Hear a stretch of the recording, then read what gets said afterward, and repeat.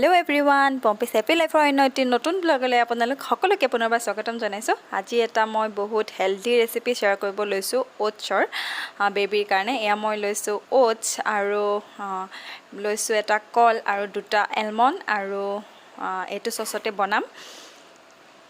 গতিকে ভিডিঅ'টো আৰম্ভ কৰোঁ। এয়া মই লৈছোঁ 1 কাপতকৈ অকণমান কম অ'টছ আৰু ইয়াত এতিয়া দিম মই 1 কাপ পানী দিছোঁ আৰু অকণমান পানী দিম যিহেতু অ'টছখিনি ভালদৰে সিজিব লাগিব আৰু অকণমান পানী দি দিছোঁ আৰু এতিয়া মই অ'টছখিনি গেছত বহাই দিছোঁ। ঢাকনাখন লগাই দিম যাতে সোনকালে সিজে অ'টছখিনি। আৰু এফালে লৈছোঁ মই এটা কল, এতিয়া বাকলিটো গুচাই ল'ম কলটোৰ। কলটো বেবীৰ কাৰণে কিমান ভাল হয় সকলোৱে জানেই। তাতে অ'টছৰ লগত যদি কলটো আমি এড কৰি দিওঁ তেতিয়াহ'লে মানে অ'টছখিনি আৰু বেছি হেল্ডি হৈ যায় বেবীৰ কাৰণে। যিহেতু ব্ৰেকফাষ্টত আমি দিওঁ তো অকণমান হেল্ডি কৰিয়ে বেবীক দিব লাগে।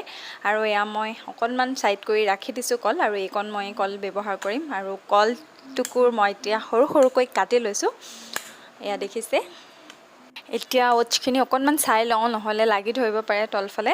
আৰু অ'টছটো বেবীৰ কাৰণে বহুত বেছি ভাল হয় কিয়নো অ'টছত প্ৰচুৰ পৰিমাণে থাকে কেলছিয়াম, ফছফৰাছ, যিয়ে নেকি বেবীৰ বনছখিনি মজবুত কৰাত বহুত বেছি সহায় কৰে। লগতে থাকে আইৰণ, যি নেকি বেবীৰ শৰীৰত হিমগ্ল'বিন বঢ়ায়।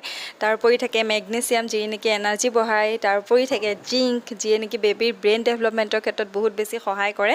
আৰু তাৰ উপৰিও থাকে পটাছিয়াম আৰু ছ'ডিয়াম, যিও নেকি বেবীৰ শৰীৰৰ কাৰণে খুব উপকাৰী। এতিয়া দেখিছে অ'টছখিনি হৈ গৈছে আৰু মই গেছটো বন্ধ কৰি দিছোঁ। এয়া অ'টছখিনি মই মিক্সাৰত দি লৈছোঁ আৰু তাতে দি দিছোঁ কলৰ টুকুৰাকেইটা কাটি লোৱা আৰু যি এলমণ্ড বাদাম দুটা আছে মই অকণমান বাকলিটো গুচাই পেকেনে দিম ইয়াত। তো মই বাকলি গুচাই ল'লোঁ এলমণ্ডকেইটাৰ আৰু এলমণ্ড দুটাও মই ইয়াতে এড কৰি দিম।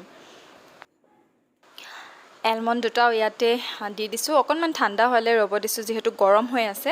আৰু ঠাণ্ডা হৈ গৈছে, মই মিক্সাৰৰ কাপখন মাৰি এইখিনি এতিয়া ভালদৰে গুড়ি কৰি ল'ম। এইটো ৰেচিপি বেবীক 6 মান্থৰ পৰাই খুৱাব পাৰি। আৰু এয়া দেখিছে খুব ধুনীয়াকৈ গুড়া হৈ গৈছে। এতিয়া মই মিক্সাৰটো বা বলটোত অ'টছখিনি কাঢ়ি ল'ম। আৰু এইটো ৰেচিপি মই ইয়াত চেনি এড কৰা নাই অ'টছত, কিয়নো কলৰ এটা মিঠা থাকেই। কিন্তু যিসকল বেবীক মানে সৰুৰ পৰা চেৰেলেক খোৱাৰ অভ্যাস আছে, মানে চেৰেলেকটো যিহেতু অলপ মিঠা হয়, সেই বেবীসকলে প্ৰথম অৱস্থাত কিন্তু চেৰেলেক খাই থকা বেবীসকলক যদি পটককৈ অ'টছটো এনেকৈ দিয়ে তেওঁলোকে অকল কলৰ মিঠাত খাবলৈ ভাল নাপাব। গতিকে আপোনালোকে অকণমান চেনি বা মিচিৰি এড কৰি দিব পাৰে। এয়া চাওক খুব ধুনীয়া একদম দেখাত স্মুথি লাগিছে একদম।